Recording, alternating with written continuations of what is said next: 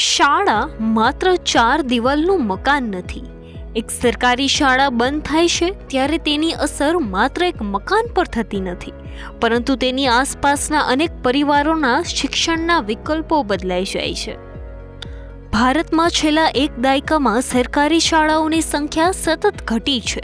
બીજી તરફ ખાનગી શાળાઓનો વિસ્તાર વધ્યો છે.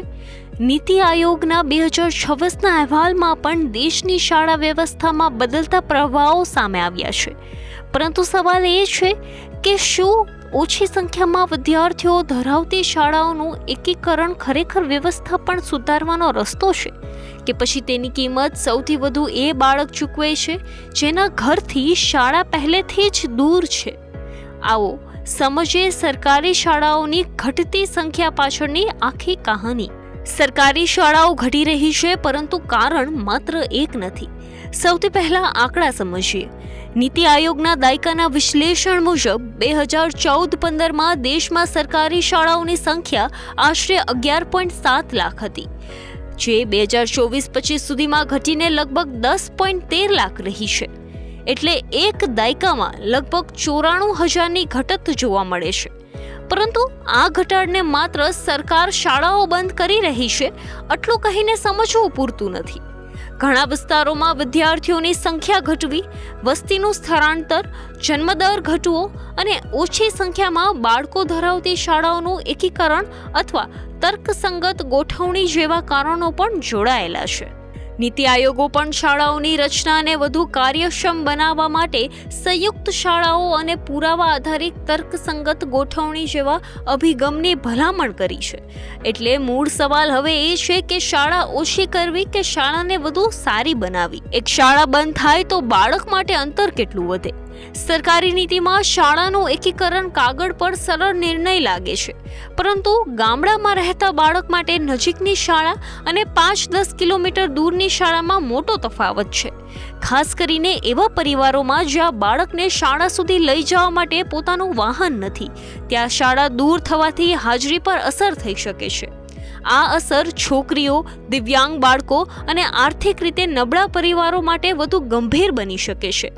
એટલે કોઈ શાળાને બીજી શાળા સાથે જોડતા પહેલા માત્ર વિદ્યાર્થીઓની સંખ્યા નહીં, પરંતુ બાળકનું અંતર, પરિવહન, સુરક્ષા અને આગળના ધોરણ સુધી સતત શિક્ષણ પણ જોવું જરૂરી છે. નીતિ આયોગના અહેવાલમાં પણ શિક્ષણમાં પહોંચ, શિક્ષણ સાથે સતત જોડાણ અને સમાન તક વચ્ચેના અંતરને મહત્વના પડકાર તરીકે દર્શાવવામાં આવ્યા છે. ખાનગી શાળાઓ વધી રહી છે એટલે શિક્ષણ કોના માટે? હવે બીજી તરફ નજર કરીએ. સરકારી શાળાઓની સંખ્યા ઘટતી વખતે ખાનગી શાળાઓનો હિસ્સો વધ્યો છે. 2024-25માં દેશમાં લગભગ 3.39 લાખ ખાનગી શાળાઓ નોંધાઈ હતી. માતા પિતા ખાનગી શાળા કેમ પસંદ કરે છે? કેટલાક માટે અંગ્રેજી માધ્યમ, કેટલાક માટે વધુ સુવિધાઓ, કેટલાક માટે પરિણામ અને કેટલાક માટે શાળાની નજીક ઉપલબ્ધ વિકલ્પ જવાબદાર હોય છે. પરંતુ અહીં એક મોટો આર્થિક સવાલ છે. જો સરકારી શાળા દૂર થઈ જાય અને ખાનગી શાળા જ નજીકનો વિકલ્પ રહે, તો ઓછા આવકવાળા પરિવાર માટે શિક્ષણનો ખર્ચ વધવાની શક્યતા છે. એટલે વાત માત્ર સરકારી વિરુદ્ધ ખાનગી શાળાની નથી. મુદ્દો એ છે કે બાળકના પરિવારની આવક ગમે તેવી હોય, તેને સારી ગુણવત્તાનું શિક્ષણ ઉપલબ્ધ રહેવું જોઈએ. શાળાની સંખ્યા કરતાં શાળાની ગુણવત્તા પણ મહત્વની. પરંતુ અહીં સરકાર સામે એક બીજો સવાલ પણ છે.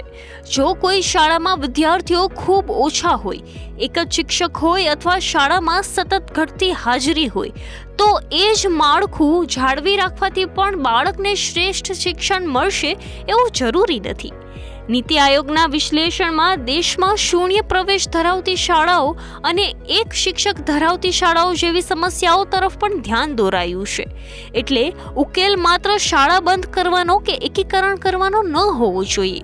જ્યાં જરૂરી હોય ત્યાં શાળાને વધુ સારી બનાવવાય, શિક્ષકો ઉપલબ્ધ કરાવવા, પરિવહન સુવિધા આપવી અને નજીકની મોટી શાળામાં બાળકોને સુરક્ષિત રીતે પહોંચાડવાની વ્યવસ્થા કરવી. આ બધું એક સાથે જોવું પડશે. કારણ કે મકાન બચાવવું એ શિક્ષણ બચાવવું નથી, અને મકાન બંધ કરવું એ શિક્ષણ સુધારવું પણ નથી. સૌથી મોટો સવાલ બાળકનું ભવિષ્ય કેન્દ્રમાં છે કે વ્યવસ્થાનો ખર્ચ? આખરે આ સમગ્ર ચર્ચાનું કેન્દ્ર એક જ હોવું જોઈએ, બાળક. શાળાઓનું એકીકરણ થાય તો શું બાળકને ગુણવત્તાયુક્ત શિક્ષણ વધુ સરળતાથી મળશે? શાળા નજીક હોય તો હાજરી વધશે કે દૂર જવાથી શાળા છોડી દેવાનો ખતરો વધશે? સરકારી શાળામાં શિક્ષક, પ્રયોગશાળ, આધુનિક અભ્યાસની સુવિધા અને સુરક્ષા સુધારવાથી શું પરિણામ વધુ સારું આવી શકે?